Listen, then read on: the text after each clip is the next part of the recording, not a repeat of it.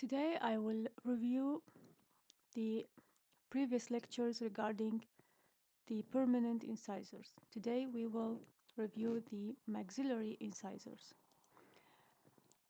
As you all know, there are 8 incisors, 4 in each arch and 2 in each quadrant. The central incisors are at the center of their respective arches. And it's important to notice that both maxillary central incisors and mandibular central incisors are the only teeth that have their mesial surfaces in contact with each other. For the remaining teeth in the arch, we have a mesial surface that contacts distal surface of adjacent tooth or a distal surface that contacts the mesial surface of adjacent tooth. So this is a unique characteristic of the maxillary and mandibular central incisors. Regarding functions of incisors, all incisors, whether they are maxillary or mandibular, central or lateral incisors, are shearing or cutting teeth. Incisors are used for biting, cutting, and shearing food. Also, they are of great importance in aesthetics and phonation. Certain sounds or specific sounds in speech pronunciation we cannot produce without presence of incisor teeth. Also, the incisors are very important for giving a pleasant and youthful appearance of your smile. First, we will discuss the characteristic traits of all incisors. All incisors, maxillary and mandibular, have certain common characteristics called class traits. These characteristics are unique for incisor teeth. First, all incisors develop from 4 lobes, 3 labial lobes and 1 lingual lobe. The 3 labial lobes forms the mamelons, which can be seen on a newly erupted incisor teeth. Usually these mamelons are worn off quickly due to mastication. These lobes, or these mamelons, represent the mesial lobe, middle labial lobe, and distal lobe, while the lingual lobe will form the cingulum. Characteristic is that teeth usually have incisor ridges or edges rather than cusps, which can be found on canines and premolar and molar teeth. Also, they are characterized by having a single cone-shaped roots. All incisors have single cone-shaped roots and a straight cutting edge called incisor ridge. The fourth characteristic is that all incisors, when viewed from the lingual aspect, have cingulum at the cervical third of this aspect. The cingulum is a bulge or prominence found in the cervical third of the lingual aspect or surface of all incisor teeth. Below the cingulum, we have a shallow concavity called the lingual fossa, which is located in the center of the lingual surface of all incisor teeth. Also, incisors are characterized by the presence of both labial and lingual contours of their crowns at the same level, and these contours are located in the cervical third of the crown for all incisors, maxillary or mandibular. So the crest of contours are located at the same level facing each other in the cervical third of the crown.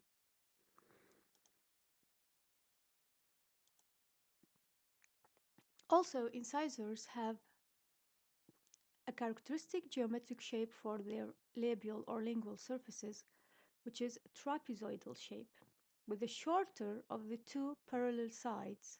These are the 2 parallel sides. So the shorter of these 2 parallel sides is toward the cervix, and the longer is toward the incisal edge. This shape suggests that the greatest dimension of the tooth is located incisally. While the proximal aspects of all incisors is usually triangular or wedge-shaped, with the base of the triangle near the cervix and the apex of the triangle at the incisal edge. What's the importance of this trapezoid shape? This trapezoid shape is very important to provide a proper contact area between adjacent teeth. As you can see here, all teeth, not only incisors, have a trapezoidal shape from their when they are viewed from the labial or lingual aspect. The presence of this contact area will prevent food impaction, distribute the masticatory forces, and stabilize the dental arches. So it will provide support for the opposing teeth.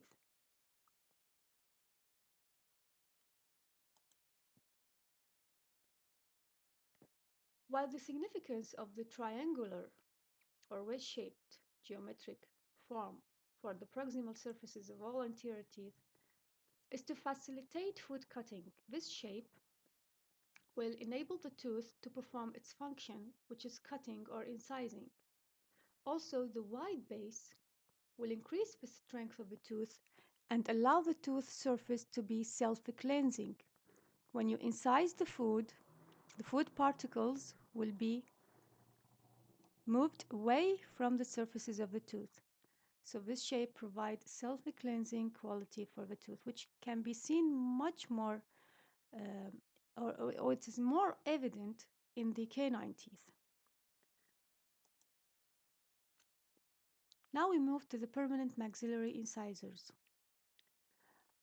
As we know, the maxillary incisors are four in number. The central incisors are next to the midline. Lateral or distal to each central incisor is the lateral incisor to the right and left. They have similar functions and similar in form, but the lateral incisor is usually smaller than the central incisor. The reverse of the situation is found in the mandibular incisors, where the lateral incisor is larger than the central. The characteristic traits of permanent maxillary incisor, or type traits as we call it, these features are characteristics or unique for the maxillary central incisor tooth only. The main characteristic is that it's the widest mesiodistally of all anterior teeth. The maxillary central incisor is the widest tooth of all anterior teeth. Also, the difference between the mesiodistal width of the crown and the cervico-incisal length is small when compared to other incisors, which give it somewhat a square or rectangular shape or outline. Finally, the main characteristic is the vertical curvature of the cervical line on the mesial aspect is greater than any other tooth in the mouth. It's about 3.5 millimeter. So this is another unique characteristic or type trait for the maxillary central incisor. If we give a quick review of the labial and lingual aspects of the maxillary central incisor, first regarding the labial aspect, this is of course the mesial and this is the distal. The mesial outline of the central incisor is usually or relatively straight, with the mesio-incisal angle relatively sharp. So we have a relatively sharp mesio-incisal angle. The mesial contact area is usually located in the incisal third, very close or near to the mesio-incisal angle. If we move to the distal outline, we can see that it's slightly more convex or rounded than the mesial outline, with the distal incisal angle more rounded. The distal contact area is located more cervically, usually at the junction between the incisal and middle thirds of the crown. In regard to the incisal edge, as you can see, it's straight. The incisal edge is at straight line. Moving to the root is cone-shaped with a rounded blunt apex. For the lingual aspect, all outlines are the same. The only difference is that the labial surface is smooth, while the lingual surface is irregular with convexities and concavities, which give the crown a scoop-like form. So first we have the cingulum, which is a prominent rounded bulk on the cervical third of the lingual aspect of the crown. Confluent with the cingulum, mesially, this is the mesial and this is the distal. Mesially and distally are the mesial and distal marginal ridges, which will surround the shallow concavity in the middle of the lingual aspect, which is the lingual fossa. Also, here we have the lingo-incisal edge, and this is the labio-incisal edge.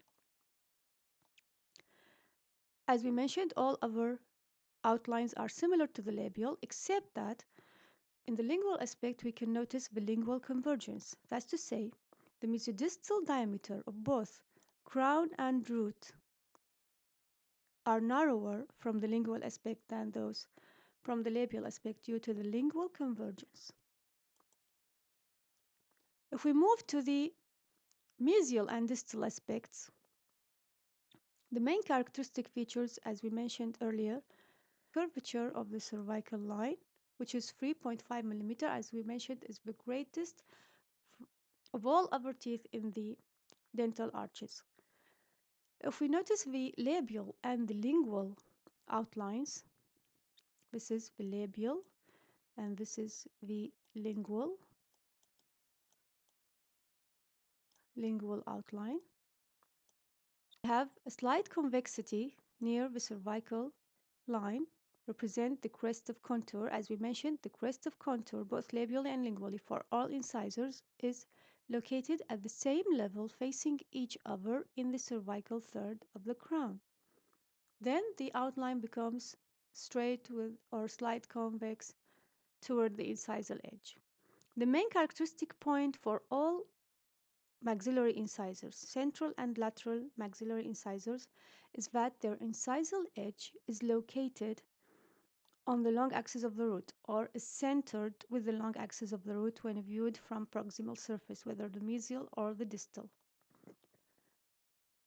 So regarding the lingual outline, as we mentioned, we have a convexity first representing the cingulum, then the outline becomes concave for the lingual fossa, then convex again for the incisal edge. The root is also cone-shaped with a blunt apex. For the distal aspect, the main differences between the distal and mesial aspects regarding maxillary central incisor is that first the curvature or the extent of curvature of the cervical line is less, about 1 millimeter or less. Here it's 3.5, here it's 2.5. Also, the location of the contact area. In the mesial aspect, it's located, the mesial contact area, near the incisal edge, in the incisal third. Here it's located at the junction between the incisal and middle thirds, and it's centered labio-lingually. Also, the incisal edge is located on the line that bisects the root.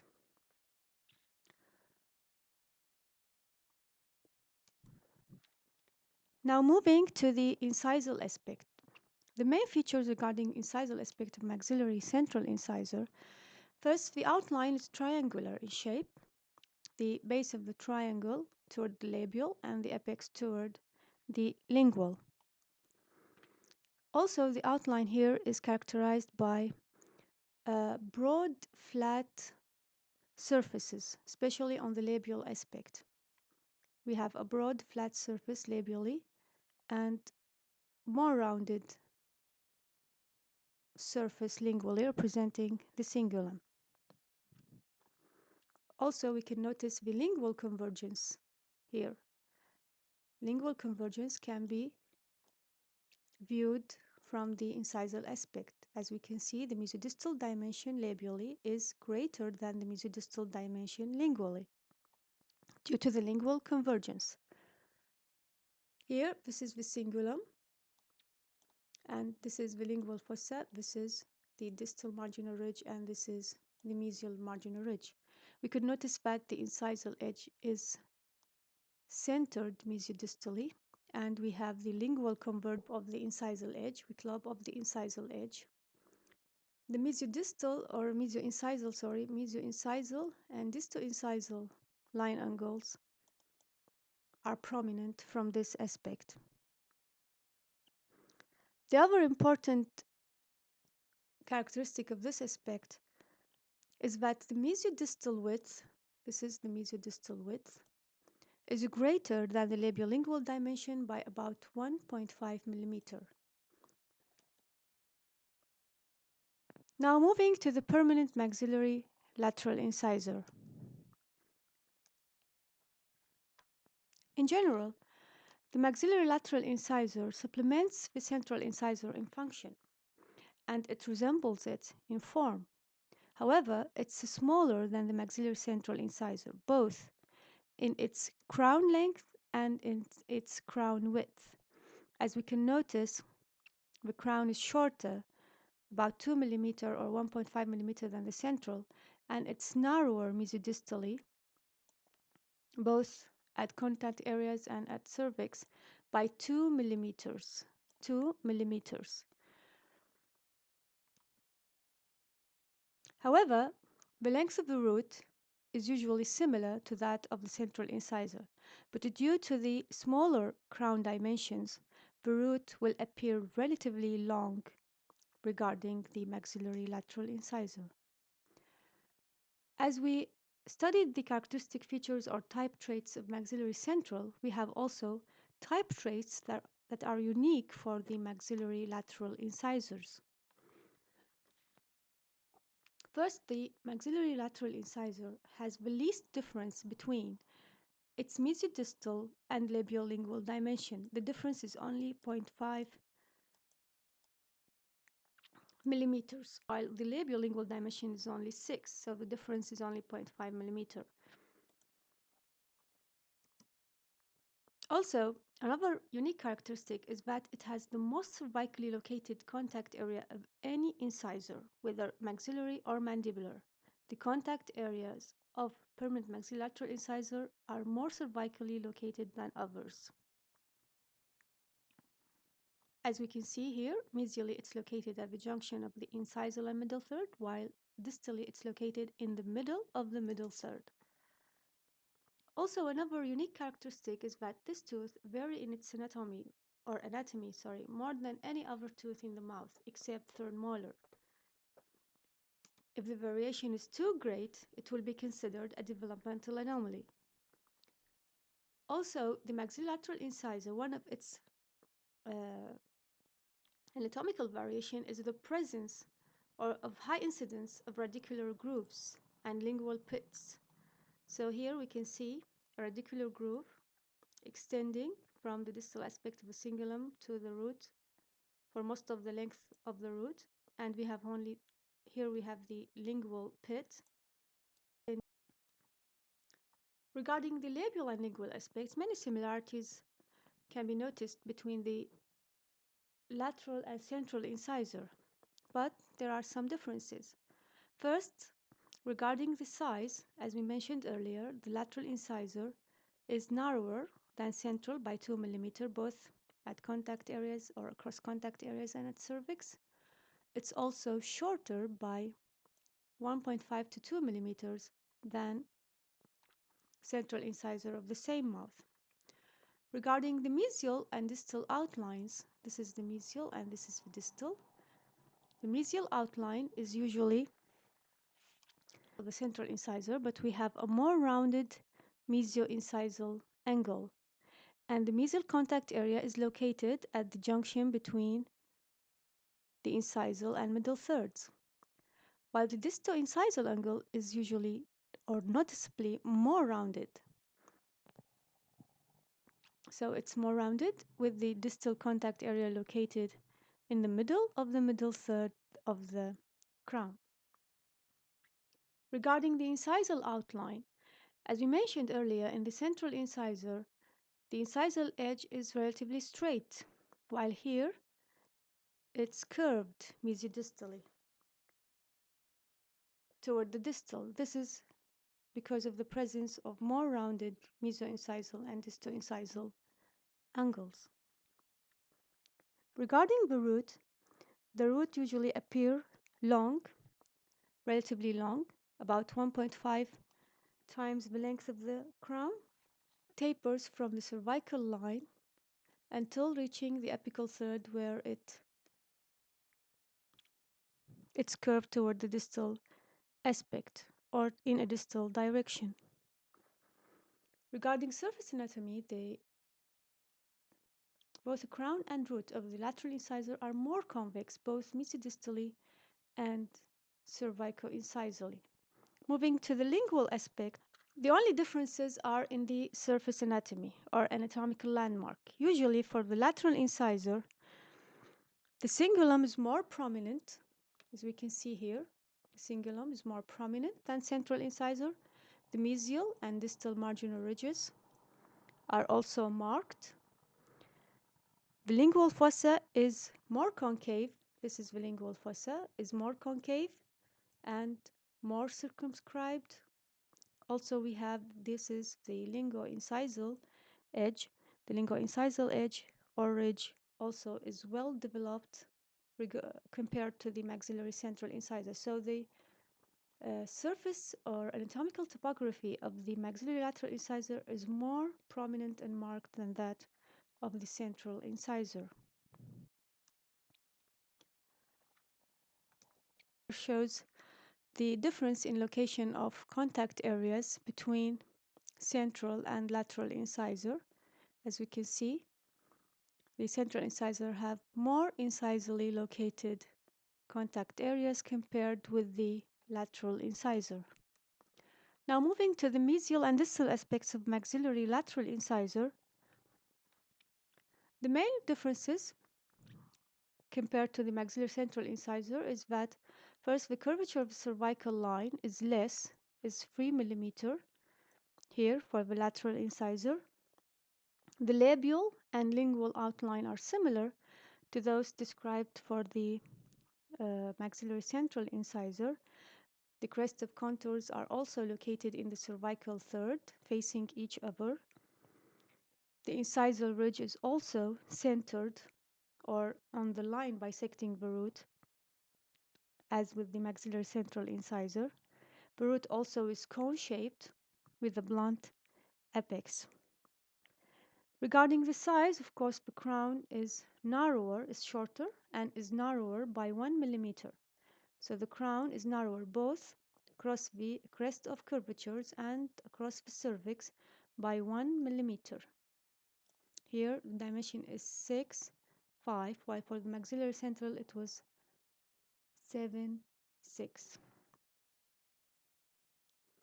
Also, regarding the mesial contact area, as we mentioned, it's located in the or at the junction between the incisal and middle third. While moving for the distal aspect, the distal contact area is located in the middle of the middle third, and it's also centered labiolingually. Also, the curvature of the cervical line is less on the distal aspect by 1 millimeter. So here we have 3, here it will be 2 millimeters. Finally, moving to the incisal aspect of the maxillary lateral incisor. Also, the crown here, or the outline of the crown, is triangular, like all other incisors. However, the lateral incisor may look like a small central or a small canine. So when it looks like a small central, it will have a triangular outline. If it looks like a small canine, it will look like, or it will have a diamond shape outline. So we will confine our study to the lateral that is similar to a small central incisor. So the outline is triangular. This aspect also shows the lingual convergence is evident. So the dimensions mesodistally from the labial aspect are more or greater than the same dimensions from the lingual aspect. Also, the crown is more convex, as we can notice, compared to the central incisor. The outlines, both labially and lingually, are more convex. The cingulum is prominent from this aspect, but it's narrower or smaller than that of the central. The incisal edge is also centered labiolingually on the line bisecting the root. So it's in the center of the tooth. Has the least difference between the its mesiodistal dimension and labiolingual dimension. The difference is only 0.5 millimeter. While it was 1.5 millimeter, as we can notice here, for the central incisor, the difference is much more. It's 1.5, sorry, it's 1.5 millimeter. How to differentiate between right and left teeth? For example, here we have a right central and lateral incisor. Here we have a left central and lateral. Of course, the main feature is in the mesioincisal and distoincisal angles. So the mesioincisal angle is sharp while the distoincisal angle is round. So in this way I can differentiate between the right and left. The same for the lateral. The distoincisal angle is much more rounded than the mesioincisal angle. In addition, the incisal edge is curved toward the distal. So this is the right and this is the left. Also, we can use other features like the presence of contact or the location of the contact points mesially and distally and the extent of curvature of the cervical line mesially and distally differentiate between right and left teeth. Finally, regarding the anatomic variation of the maxillary lateral incisor, as we mentioned, it's the second most common tooth to be found with anatomic variation after the third molars. The main anatomic variation, as we mentioned, is the presence of palatogingival groove, or can be called the palatoradicular groove in the maxillary incisor, lateral incisor, extending from the distal aspect of the cingulum to all or half of the root length. At the end, we can find a deep lingual pit, so this can predispose for caries and periodontal disease. Pit in the lingual fossa and also tubercle. This is a tubercle, can be found also in the lingual aspect, which is excess formation of enamel. Developmental anomalies for the lateral incisor, the main or most common situation is the peg-shaped lateral. This is a peg-shaped lateral, which is a small lateral incisor. Usually this develops from two lobes, one labial lobe and one lingual lobe. Also, in some individuals, the lateral may be entirely missing, as we can see here. This patient have no laterals at all. Supplemental laterals, as we can see here, we have two laterals instead of one. And finally, talus cusp, in which we have a cusp-like mass of hard tissue protruding from the cingulum area of the incisor. It resembles eagle's talon, so it's called talon cusp.